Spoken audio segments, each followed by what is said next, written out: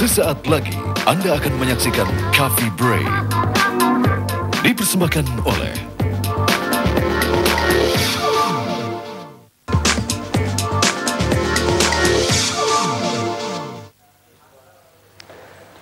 Baik pemirsa, kita kembali ke perbincangan di Coffee Break. Nah, ini mungkin di awal kaget juga pemirsa. Wah, tamunya berganti-ganti. Nah, yang sekarang ini adalah pembicaraan yang cukup serius. Tapi memang kita perlu ingat bahwa beberapa waktu yang lalu masyarakat dunia nih, Agustin pernah dikagetkan dengan virus H5N1 atau flu burung. Jadi yang namanya, juga sampai ke Indonesia ya, avian influenza ya. Nah, sekarang ini pemerintah juga sekarang sudah menggalakkan lagi kesiapsiagaan Kementerian Kesehatan dalam antisipasi penyebaran virus avian influenza A H7N9. Jadi ini adalah satu jenis yang berbeda, jenis yang baru dan sudah ada di Cina. Belum sampai ke Indonesia, tapi kita udah harus mengantisipasi ya. Dan bersama kita di sini sudah ada Bapak Dr. Trihono, Kepala Balitbangkes dari Kementerian Kesehatan. Pak Tri, apa kabar? Sehat? Kabar baik, sehat. Sehat. Pak, bisa jelaskan nggak sih apa yang dimaksud dengan flu burung untuk jenis H7N9 ini? Ya, flu burung ini memang istilahnya flu yang kemudian terkena pada burung dan kemudian beberapa bisa masuk kepada manusia begitu. Nah, di situ sebenarnya kalau kemudian kita bicara flu pada manusia, di situ ada flu yang biasa, seasonal flu, flu yang kalau kita iklimnya lagi musiman begitu, itu biasanya adalah flu A atau flu B begitu ini. Nah, yang flu A ini ada beberapa macam, termasuk flu A yang H5N1 itu menjadi flu burung yang di Indonesia sudah kita punya beberapa kasus. Tapi kemudian ada yang baru di Cina dan ini hanya di Cina, yaitu H7N9 tadi. Begitu ya. H7N9 ini ya. Kalau dilihat dari segi gejalanya mirip, tetapi kemudian virusnya yang kemudian berbeda. Karena sudah bermutasi dari H5N1 atau gimana nih? Atau berbeda jenis, Pak? Dari mana kita tidak tahu, tetapi yang jelas bahwa virus itu salah satu karakteristiknya sangat mudah untuk melakukan mutasi itu. Dan kemudian itu ditentukan oleh dua kan, ada H dan ada N, gitu kan. Ini istilah ilmiahnya tidak usah saya sampaikan lah ya. Tapi nanti kita H itu bisa sampai H1, H2 sampai H9, N juga demikian. Sehingga jadi kita bisa melakukan, virus itu bisa mutasi kemana saja kombinasi antara H dan N ini. Nah, yang baru itu sekarang adalah H7N9. Nah, gejalanya nih apa nih Pak? Kalau orang yang terkena yang sudah virus, terlihat juga di Cina ya? H7N9 ya. Gejalanya sama dengan flu, jadi ada demam, ada batuk, pilek, tapi kemudian biasanya terjadi perburukan. Lalu ada sesak nafas, kemudian kalau di rumah sakit diperiksa lebih lanjut, biasanya terkena radang paru-paru dengan kita sebut sebagai pneumonia, dan itu yang sebagian besar menimbulkan kematian. Gitu. Nah, ini apakah ada ruam di kulit selain itu efeknya atau gimana dong? Enggak ya, lebih ini dari yang kena sebagian besar adalah paru karena lewat udara, jadi biasanya seperti flu biasa, penularannya ada. Itu cuman ini dari unggas ke manusia. Nah, ini kalau dibilang sama Pak Tri adalah penyebarannya Agustin di Cina, ini sudah berapa kasus yang terjadi dan berapa orang yang terpapar dengan kasusnya? Ada datanya di sini, ada 128 kasus ya. 128 kasus. Ini yang sampai tadi malam, tadi malam kita cek itu 128 kasus. Apakah ada korban yang meninggal Pak dari virus ini? Ada. 26 kasus meninggal, jadi angka kematiannya sekitar 20%. Ini efeknya cepat sekali atau by proses dulu baru mengalami kematian? Oh, tentu tidak bisa langsung, tidak seperti serangan jantung gitu enggak ya. Tapi kemudian dia ada flu, ada sakit yang kemudian memburuk gitu. Kalau kita cepat tangani, insya Allah akan aman ya? Ya, artinya akan tercover. Kalau dilihat dari angka kematiannya ini jauh lebih rendah dibandingkan angka flu burung H5N1. Apalagi yang di Indonesia. Jadi ini termasuk yang low patogenik ya istilahnya. Jadi kalau dari segi patogenitasnya itu tidak terlalu tinggi. Tidak seperti yang lalu-lalu ya. Betul. Enggak seperti H5N1-nya kita. Itu kalau sudah menderita itu cukup tinggi angka kematiannya meskipun kasusnya jarang ya. Karena tadi masih dari unggas ke manusia. Ya, oke. Jadi dari manusia ke manusia enggak Oke. Ya, Nah, mudah-mudahan tidak. Di wilayah Cina di mananya nih Pak? Di bagian Menyebar mana? ya, ada beberapa provinsi yang terkena, tapi kasusnya masih kecil-kecil begitu. Tapi rata-rata ya beberapa provinsi ada sekitar 9 atau 10 provinsi yang sudah. Sudah. Sudah. Dan apakah diisolasi Pak bagian provinsi yang ada di Cina ini? Dari WHO belum ada anjuran artinya untuk ketat melakukan seperti ya. itu. Tetapi tentu saja kalau ini sebuah kasus flu burung di dalam rumah sakit tentu saja perhatiannya khusus ya. Kita lakukan biasanya dirawat di ruang tertentu dan kemudian penanganannya juga tertentu. Itu wajar karena ini adalah kasus yang baru dan itu sifatnya flu burung. Tapi kalau kita lihat gejala sekarang sebenarnya itu lebih low pathogenik, jadi Low pathogenik ya. tidak perlu terlalu Panik khawatir. seperti dulu ya. Ya. Nah, Dan juga pasti sih pemerintah Cina pun sudah dengan cepat menangani masalah ini ya Pak ya. Sudah, saya rasa sekarang kerjasamanya makin bagus ya. Jadi kecepatan untuk menanggulangi itu Menanganinya lebih baik. makin bagus. Bahkan yang saya dengar terakhir sudah disiapkan seed vaksin untuk itu. Ini informasi baru karena kemudian kalau nanti nyebar itu tampaknya WHO sudah siap. Oke, vaksinnya kita- boleh tahu apa nih Pak? Sama seperti H5N1. H5N1. Artinya nih, setiap kali ada ini kekhawatiran terjadinya wabah baru, WHO selalu menyiapkan vaksin. Vaksinnya tentu dari strain yang ada di situ. Oke, ya. iya iya. Jadi kalau sekarang misalnya dulu H1N1 pandemi yang dari Meksiko itu juga begitu segera siapkan dan begitu vaksin nyebar langsung dia turunkan. Kasusnya menjadi Reda ya. drop begitu. Iya. Ya. Ini saya rasa kita berharap tidak terjadi dari manusia ke manusia, jadi betul. tetap terbatas dari hewan ke manusia sehingga tidak nyebar. Jadi mungkin pembuatan vaksin besar-besaran tidak perlu dilakukan. Tidak Karena sampai low wabah pathogenik seperti yang tadi. Lewat Iya. titik dan kemudian mudah-mudahan kasusnya juga tidak banyak. Baik, Oke. habis ini nanti kita kembali lagi ngobrol sama Pak Tri. Pemirsa jangan kemana-mana, tetap bersama kami hanya di Coffee Break untuk informasi selanjutnya dari Dr. Trihono.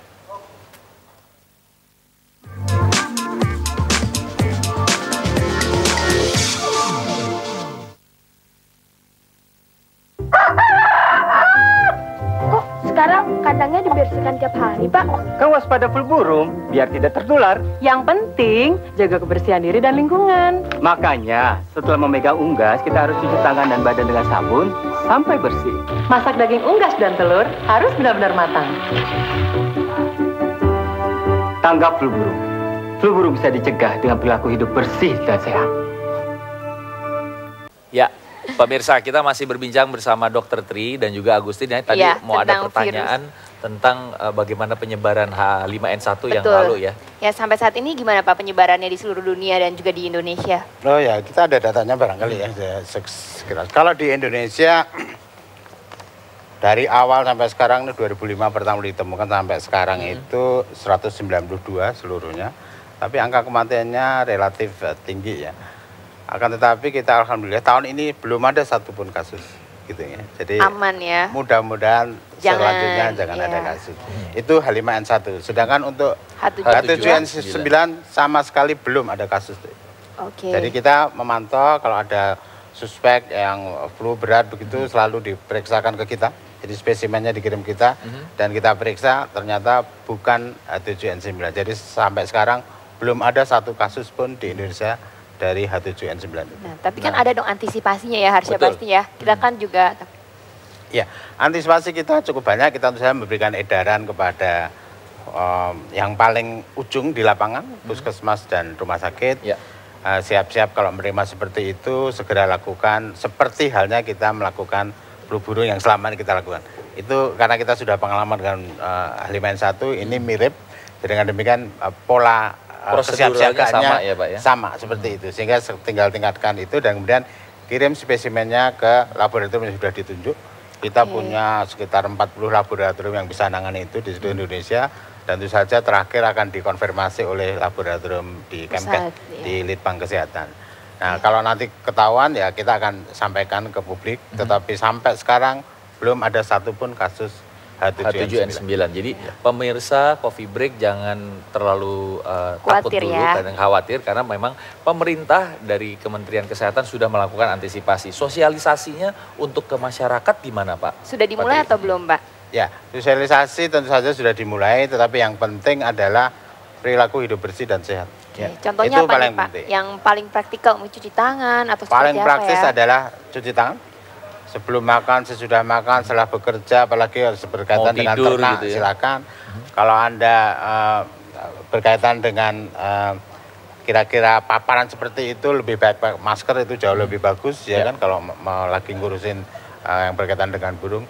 Cuman memang di sini ada perbedaan antara pada unggasnya ya H7N9 dengan H5N1 itu agak berbeda. Perbedaan Kalau unggasnya apa nih? perbedaannya kalau H5N1 itu kan untuk manusia itu angka kematiannya relatif lebih tinggi, sedangkan H7N9 itu lebih rendah. Ya, lebih rendah itunya. Jadi dari segi bahaya seperti itu lebih ringan lah itu ya.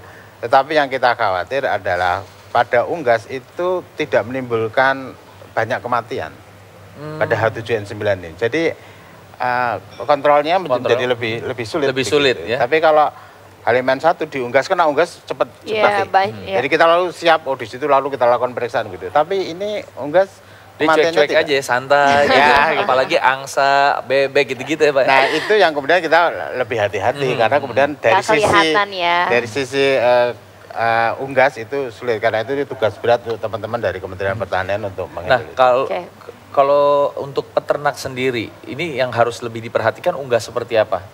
Sepanjang dia melakukannya dengan bersih dan sehat, silakan jalan terus. Jalan terus ya. Tidak ada jenis tertentu yang rentan terkena dari virus ini Pak? Kita belum tahu tentang itu, tapi yang jelas kalau sampai sekarang di Indonesia belum ada, sumbernya mestinya juga belum ada, gitu kan? Karena sumbernya kan dari unggas. Kalau kasusnya belum ada, berarti masih sumbernya ya. Kita lebih baik kehati-hatian dan saya rasa Kementerian Pertanian sudah melakukan itu. Bagaimana dengan dari WHO, Badan Kesehatan dari Dunia ya? WHO menyarankan seluruh anggotanya untuk waspada, melakukan surveillance. Ya, kita sudah punya beberapa sentinel, daerah sentinel surveillance itu. Setiap ada kasus flu seperti itu, kemudian kita periksa dan dikirim kepada kami. Dan kemudian kita periksa secara rutin.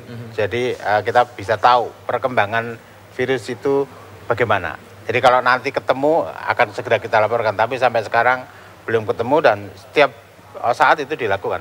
Ya, mereka kirim sampel ke kita dan kemudian kita periksa seperti itu. Tapi WHO belum menganjurkan untuk screening ketat.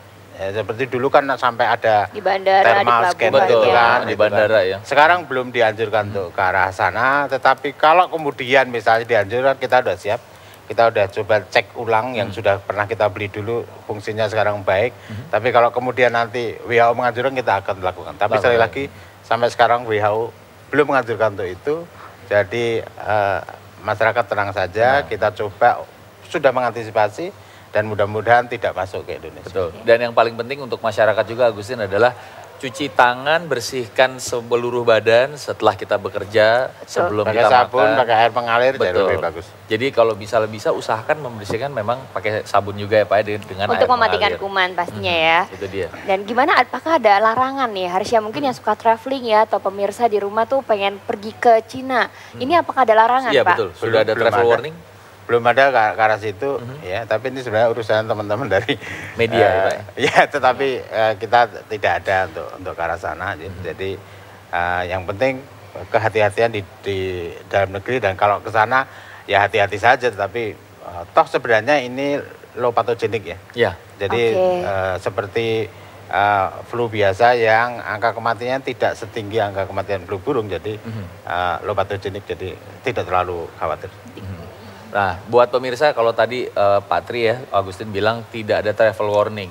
Travel warning adalah untuk Anda yang pada saat mau travel nggak punya duit. Itu travel warning. Jangan sampai travel. Itu lebih bahaya ya, lebih virusnya bahaya. ya. Nah, pemirsa, kita akan kembali lagi bersama Dr. Tri untuk perbincangan tentang virus H7N9 sesaat lagi.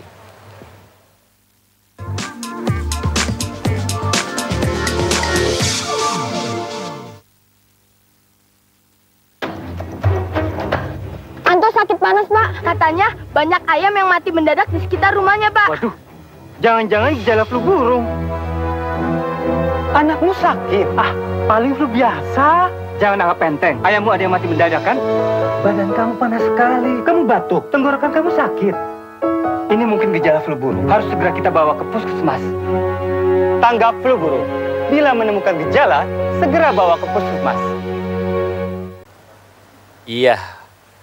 Ya pemirsa, balik lagi bersama kami di Coffee Break dan kami tadi sudah membincangkan tentang flu burung untuk virus H7N9. Nah, Patri. H7N9. Iya, H7N9. Bapak, ini bagaimana dengan kerjasama antar sektor, lintas sektor? Oh, saya Persiapan ini. bagus ya. Kita punya Komnas Zoonosis dikoordinir oleh Menko Kesra. Dan kemudian kita secara rutin melakukan rapat dan terakhir kita juga melakukan rapat tentang itu. Sehingga kita bisa memberi langkah-langkah itu apa yang harus disiapkan oleh teman-teman dari Kementerian Kesehatan, apa yang disiapkan oleh teman-teman yang lain begitu. Tetapi yang jelas kita punya badan koordinasi itu dan saya rasa sangat bagus karena ini sebenarnya sudah ada sejak dulu, sejak flu burung H5N1 itu sehingga sekarang tinggal meneruskan, ya, ada yang strain baru kita tinggal meningkatkan koordinasi ini. Gitu. Jadi para peternak yang ada di Indonesia pun juga tidak usah khawatir kalau memang mungkin merasa ada yang aneh dengan unggas peliharaannya atau peternakan mungkin langsung unggas. Bisa dicek aja bisa langsung dicek. Ini proses ceknya bisa langsung ke lab atau minta tolong lapor dulu atau gimana Pak? Di tiap daerah kan ada semacam ini ya. Kalau dulu ada mantri hewan yang di kecamatan itu betul. ya. Nah, di situ aja nanti dia yang tahu lebih lanjut. Jadi ya, sama halnya dengan kalau manusianya menderita flu yang kemudian kok memberat, silakan ke petugas kesehatan. Petugas kesehatan nanti yang kemudian merujuk lebih lanjut. Jadi gitu. sama aja antara orang ataupun juga unggas, kalau ada gejala kayak flu lebih baik dicek aja Dicek ya dulu, Pak ya. ya. Jadi artinya biar petugas nanti yang kemudian mengarahkan lebih lanjut. Nah, ya. untuk masyarakat sendiri, bagaimana himbauan dari Pak Tri sendiri dan Kemenkes untuk bersikap menghadapi informasi tentang H7N9 ini? Pertama tidak perlu khawatir karena pemerintah sudah melakukan langkah-langkah antisipasi ke arah itu. Ya. Yang kedua tentu paling penting adalah perilaku hidup bersih dan sehat. Paling penting lagi adalah cuci tangan Dengan sabun ya. dengan air mengalir pada setiap aktivitas, sebelum makan, sesudah bekerja, sebelum bekerja, khususnya yang berkaitan dengan unggas ya, kalau mau kontak dengan unggas. Kalau dipandang perlu boleh memakai masker begitu kan supaya yang masuk ke dalam paru-paru kita itu lebih bersih begitu. Itu adalah beberapa hal yang kita bisa lakukan dan kemudian kalau sakit dan flu yang kira-kira kok kemudian terjadi perburukan segera berobat ke petugas kesehatan, puskesmas rumah sakit atau ya. ke dokter atau ke rumah sakit. Okay. Nah saya mau tanya dari penderita yang terpapar H5N1 dulu itu apakah ada yang recovery-nya sudah normal atau masih dalam perawatan nih Dok? Mereka ini adalah kasus akut ya. Kasus akut itu ya kalau kemudian sudah sembuh ya sembuh. Sembuh ya? Ya sama seperti orang yang Tapi kena apakah itu flu rentan Pak untuk bisa terkena virus relapse. flu yang mungkin seperti H7N9 atau H1? Kalau lihat karena kasusnya masih sedikit, jadi kita belum punya bukti seperti itu ya. Tetapi yang jelas karena kasusnya sampai sekarang baru 192 udah sekian tahun itu belum ada bukti tentang itu. Tapi yang jelas kalau dia sembuh ya sembuh gitu ya. Begitu. Ya sama dengan flu yang lain kita bisa kena lagi begitu ya. Tetapi selama ini sih yang sembuh ya akan sembuh, tidak ada semacam apa tuh gejala sisa atau apa enggak. Tapi mungkin ada satu yang saya mau nanya nih Pak, nggak apa-apa ya. Kalau orang udah pernah sakit sebelumnya, misalnya diabetes atau dia sakit paru-paru, apakah ini menjadi lebih rentan terhadap virus ini? Iya. Pada secara umum ya, untuk flu H7N9 ini biasanya dia sebagian besar usianya di atas 50 tahun. Dan kemudian punya penyakit lain. Jadi tampaknya memang ada faktor kalau dia rentan, ya entah dia punya penyakit menaun atau kemudian kondisinya lagi down begitu, maka tentu saja lebih mudah terkena dibandingkan yang pada kondisi sehat. Karena itu jaga kesehatan penting kan? Ya, gitu. Ya, betul sekali. Jaga kesehatan itu adalah yang paling penting dan itu adalah kebutuhan dasar kita menjadi tetap sehat. Dokter Tri, terima kasih atas informasi tentang virus burung H7N9. Semoga tidak menyebar di Indonesia dan kita semua tetap sehat ya. Betul sekali. Terima kasih dokter. Terima kasih dan terima kasih pada yang terus menyebarkan informasi ini. Terima kasih. Sama-sama. Baik pemirsa, kita akan kembali untuk bertemu Coffee Break besok. Ya, buat Anda selamat beraktivitas hari ini. Moga-moga informasi yang tadi diberikan menjadi inspirasi untuk Anda. Bisa berguna. Ya, Oke, sampai jumpa.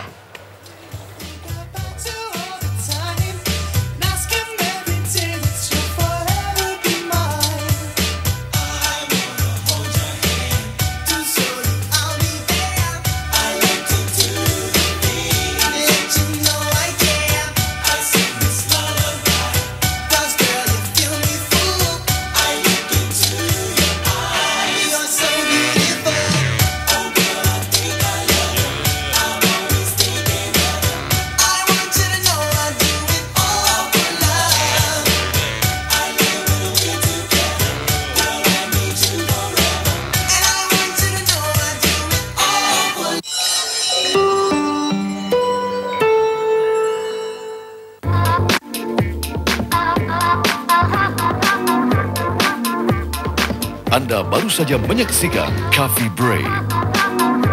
Dipersembahkan oleh